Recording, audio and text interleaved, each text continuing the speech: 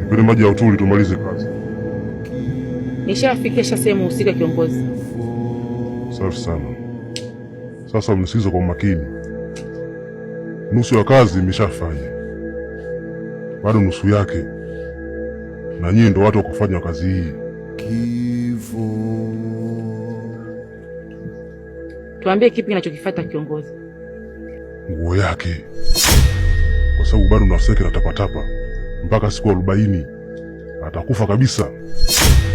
Tuipate nguo yake kwanza. Na huyu ni nani unakuja naye hapo? Unamwamini? Sana tu. Sio, nimemwambia kila kitu kuhusu ninachokifanya. Tena ni msiri wangu. Sawa. Kafanyeni kazi niliyowapa.